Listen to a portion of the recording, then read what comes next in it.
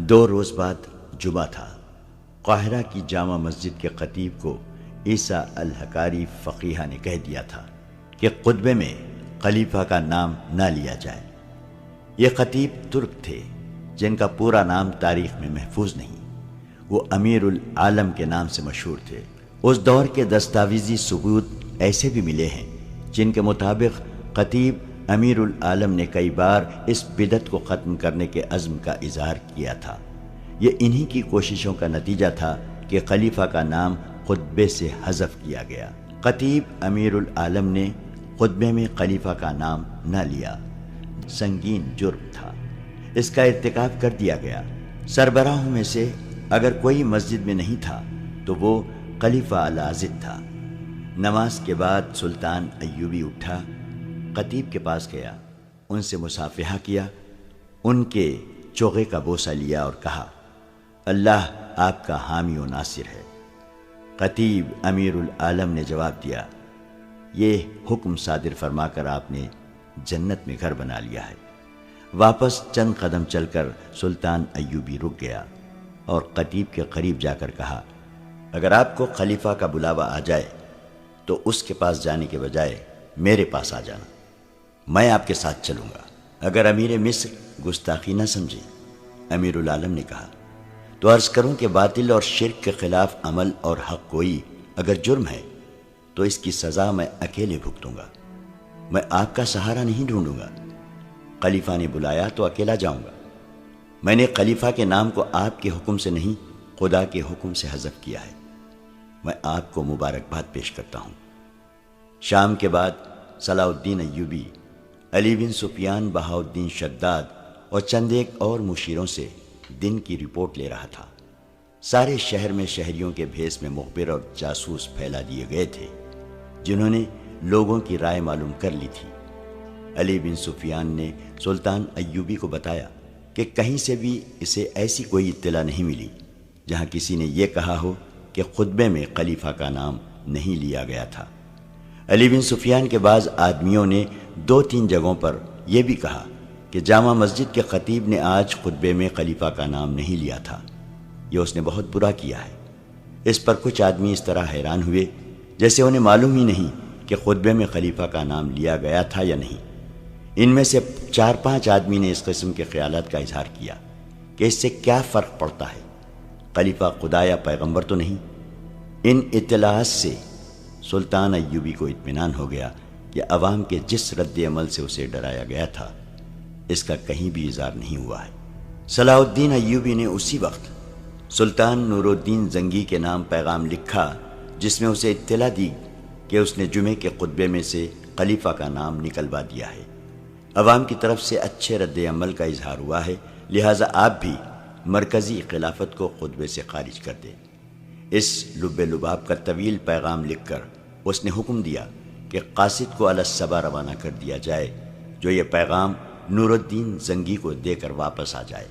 اس کے بعد اس نے علی بن سفیان سے کہا کہ خلیفہ کے محل میں جاسوسوں کو چوکنا کر دیا جائے، وہاں ذرا سی بھی مشکوک حرکت ہو تو فوراً اطلاع دیں۔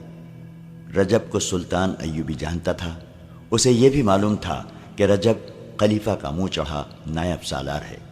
سلطان ایوبی نے علی بن سفیان سے کہا، رجب کے ساتھ ایک آدمی سائے کی طرح لگا رہنا چاہیے۔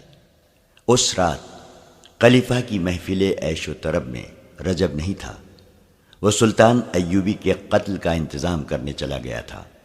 اسے حسن بن صباح کے حشیشین سے ملنا تھا۔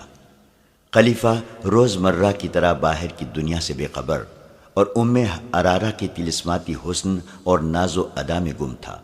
اسے کسی نے بتایا ہی نہیں تھا کہ خطبے میں سے اس کا نام حذف ہو چکا ہے۔ وہ خوش تھا کہ صلاح الدین ایوبی کے قتل کا انتظام ہونے والا ہے۔ ام ارارہ نے اسے جلدی سلانے اور بے ہوش کرنے کے لیے زیادہ شراب پلا دی اور شراب میں خواب آور صفوف بھی ملا دیا۔ اس بوڑھے سے جلدی چھٹکارا حاصل کرنے کے لیے وہ یہی نسخہ استعمال کیا کرتی تھی۔ اسے سلا کر اور قندیلیں بجھا کر وہ کمرے سے نکل گئی۔ وہ اپنے مخصوص کمرے کی طرف جا رہی تھی جس میں رجب رات کو چوری چھپے اس کے پاس آیا کرتا تھا۔ وہ کمرے میں داخل ہوئی ہی تھی کہ کواڑوں کے پیچھے سے کسی نے اس پر کمبل پھینکا۔ اس کی آواز بھی نہ نکلنے پائی تھی کہ اس کے منہ پر جہاں پہلے ہی کمبل لپٹ گیا تھا ایک اور کپڑا باندھ دیا گیا۔ اسے کسی نے کندھوں پر ڈال لیا اور کمرے سے نکل گیا۔ یہ 2 آدمی تھے۔ وہ محل کی بھول بھلیوں اور چور راستوں سے واقف معلوم ہوتے تھے۔ وہ اندھیری سیڑھیوں پر چڑھ گئے۔ اوپر سے انہوں نے رسا باندھ کر نیچے لٹکایا۔ لڑکی کو کندھوں پر ڈالے ہوئے وہ آدمی رسے سے نیچے اتر گیا۔ اس کے پیچھے دوسرا اترا اور دونوں اندھیرے میں غائب ہو گئے۔ کچھ دور 4 گھوڑے کھڑے تھے اور ان کے پاس 2 آدمی بیٹھے ہوئے تھے۔ انہوں نے اپنے ساتھیوں کو اندھیرے میں آتے دیکھا اور یہ بھی دیکھ لیا کہ ایک نے کندھے پر کچھ اٹھا رکھا ہے۔ وہ گھوڑوں کو آگے لے گئے۔ سب گھوڑوں پر سوار ہو گئے۔ ایک سوار نے لڑکی کو اپنے آگے ڈال لیا۔ ان میں سے کسی نے کہا، گھوڑوں کو ابھی دوڑانا نہیں، ٹاپو سارے شہر کو جگا دیں گے۔ گھوڑے آہستہ آہستہ چلتے گئے اور شہر سے نکل گئے۔ یہ صلاح الدین ایوبی کا کام ہے۔ امیر مصر کے سوا ایسی جرت اور کوئی نہیں کر سکتا۔ اس کے سوا اور کون ہو سکتا ہے؟ قصر خلافت میں یہی شور و غل بپا تھا کہ ارارہ کو صلاح الدین ایوبی نے اغوا کرایا ہے۔ رجب واپس آ گیا تھا۔ محل کے کونے کونے کی تلاشی لی جا چکی تھی۔ محافظ دستہ کمانداروں کے عتاب کا نشانہ بنا ہوا تھا۔ خود کماندار بھی سپاہیوں کی طرح تھر تھر کانپ رہے تھے۔ ایک لڑکی کا اغوا معمولی واردات نہیں تھی، اور لڑکی بھی ایسی جسے خلیفہ حرم کا ہیرا سمجھا جاتا تھا۔ محل کے پچھواڑے ایک رسا لٹک رہا تھا۔ زمین پر پاؤں کے نشان تھے جو تھوڑی دور جا کر گھوڑوں کے نشانات میں ختم ہو گئے تھے۔ ان سے یہ ثبوت مل گیا تھا کہ لڑکی کو رسے سے اتارا گیا ہے۔ اس شک کا اظہار بھی کیا گیا کہ لڑکی اپنی مرضی سے کسی کے ساتھ گئی ہے۔ خلیفہ نے اس شک کو مسترد کر دیا تھا۔ وہ کہتا تھا کہ ارارہ اس پر جان چھڑکتی تھی۔ یہ صلاح الدین ایوبی کا کام ہے۔ رجب نے العزیز سے کہا، قصر خلافت میں ہر کسی کی زبان پر یہی الفاظ ہیں کہ اس کے سوا اور کوئی بھی ایسی جرت نہیں کر سکتا۔ ہر کسی کے کانوں میں یہ الفاظ رجب نے ہی ڈالے تھے۔ اسے جو ہی ارارہ کی گمشدگی کی اطلاع ملی تھی، اس نے سارے محل میں گھوم پھر کر ہر کسی سے لڑکی کے متعلق پوچھا اور ہر کسی سے کہا تھا، یہ سلطان ایوبی کا کام ہے۔ قصر صدارت کے اعلیٰ حاکم سے ادنا ملازم تک انہی الفاظ کو دہرائے چلے جا رہے تھے، اور جب یہ الفاظ خلیفہ العازد کے کانوں میں پڑے تو اس نے ذرہ بھر سوچنے کی ضرورت نہ سمجھی کہ یہ الزام بے بنیاد ہو سکتا ہے۔ اس کے کانوں میں یہ تو پہلے ہی ڈالا جا چکا تھا کہ سلطان ایوبی عورتوں کا شیدائی ہے۔ ارارہ نے اسے یہ بتایا تھا کہ سلطان ایوبی حرم کی 4 لڑکیوں کو خراب کر چکا ہے۔ خلیفہ نے اسی وقت اپنے خصوصی قاصد کو بلایا اور اس سے کہا کہ امیر مصر کے پاس جاؤ اور اسے کہو کہ پردے میں لڑکی واپس کر دو، میں کوئی کارروائی نہیں کروں گا۔ جس وقت خلیفہ قاصد کو یہ پیغام دے رہا تھا، اس وقت قاہرہ سے 10-12 میل دور 3 شتر سوار قاہرہ کی طرف قرامہ آ رہے تھے۔ وہ مصر کی فوج کی گشتی سنتری تھے۔ مصر کے سیاسی حالات چونکہ اچھے نہیں تھے، جاسوسوں اور تخریب کاروں کی سرگرمیاں رکنے کی بجائے بڑھتی جا رہی تھیں۔ سلطان ایوبی کو اچھی طرح معلوم تھا کہ ملک میں غداری اور بغاوت کی چنگاریاں بھی سلگ رہی ہیں۔ اس سوڈانی فوج کی طرف سے جسے اس نے برطرف کر دیا تھا، پوری طرح خطرہ ٹلا نہیں تھا۔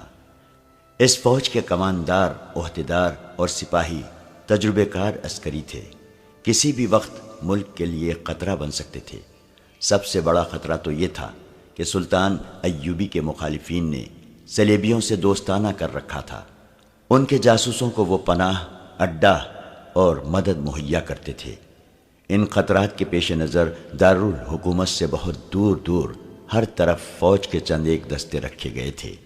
ان کے گشتی سنتری دن رات صحراؤں اور ٹیلوں ٹیکریوں کے علاقوں میں گھوڑوں اور اونٹوں پر گشت کرتے رہتے تھے تاکہ آنے والے خطرے کی اطلاع قبل از وقت دی جا سکے۔ وہ 3 شتر سوار انہی دستوں کی گشتی سنتری تھے جو اپنی ذمہ داری کے علاقے میں گشت کر کے واپس آ رہے تھے۔ آگے مٹی اور پتھروں کے علاوہ پہاڑوں اور چٹانوں کا وسیع علاقہ۔ وہ ایک وادی سے گزر رہے تھے۔ انہیں کسی عورت کی آہوزاری سنائی دی، مردانہ آوازیں بھی سنائی دی۔ ان سے صاف پتہ چلتا تھا کہ لڑکی پر زبردستی کی جا رہی ہے۔ ایک شتر سوار اترا اور اس چٹان پر چڑھ گیا جس کی دوسری طرف سے آوازیں آ رہی تھیں۔ اس نے چھپ کر دیکھا، ادھر 4 گھوڑے کھڑے تھے اور 4 آدمی بھی تھے، چاروں سوڈانی حبشی تھے۔ ایک بڑی ہی خوبصورت لڑکی تھی جو دوڑی جا رہی تھی۔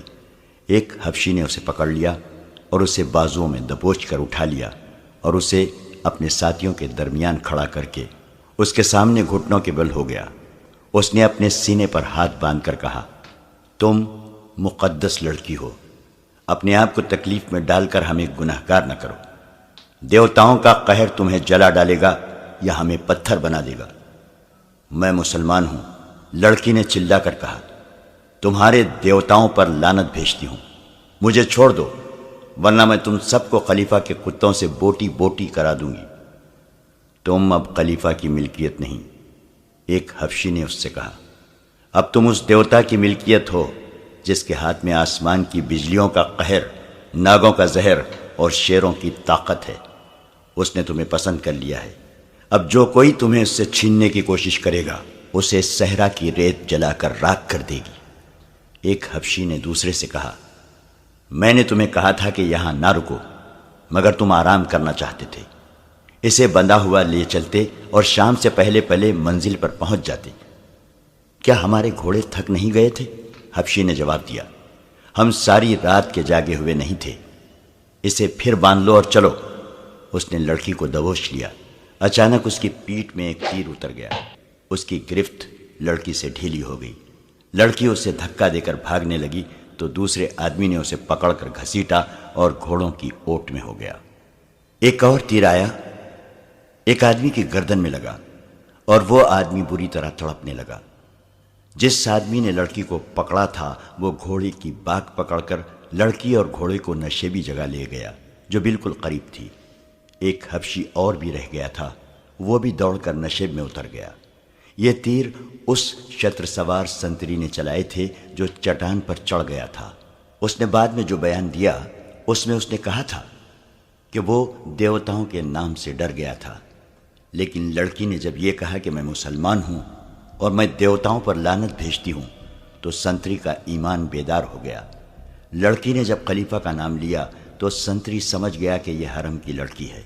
اس کا لباس، اس کی شکل و صورت اور اس کی ڈیل ڈول بتا رہی تھی کہ یہ معمولی درجے کی لڑکی نہیں، اسے اغوا کیا جا رہا ہے اور اسے سوڈان میں لے جا کر فروخت کیا جائے گا۔ سنتری کو یہ معلوم تھا کہ تھوڑے دنوں بعد سوڈانی حبشیوں کا ایک میلہ لگنے والا ہے جس میں لڑکیوں کی خرید و فروخت ہوتی ہے۔ فوج کو سلطان ایوبی نے یہ حکم دے رکھا تھا کہ عورت کی عزت کی حفاظت کی جائے گی۔ ایک عورت کی عزت کو بچانے کے لیے 1 درجن آدمیوں کے قتل کی بھی اجازت تھی۔ سنتری نے یہ ساری باتیں سامنے رکھ کر فیصلہ کر لیا کہ اس لڑکی کو بچانا ہے۔ اس نے 2 تیر چلائے اور 2 حبشی مار ڈالے۔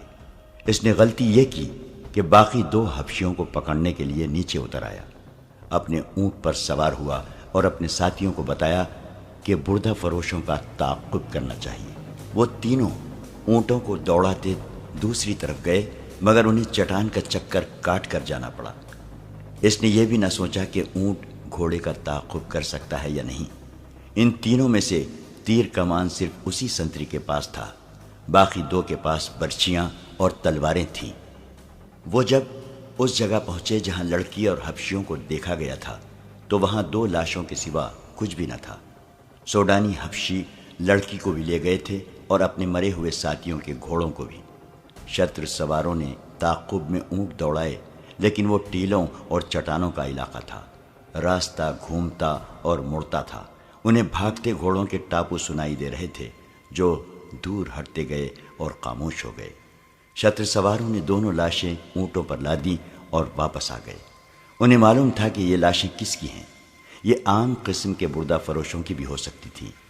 انہیں اٹھا لانا ضروری نہ تھا، لیکن لڑکی خلیفہ کی معلوم ہوتی تھی، اس لیے لاشیں اٹھانا ضروری سمجھا گیا تاکہ یہ معلوم ہو سکے کہ اغوا کرنے والے کون ہیں۔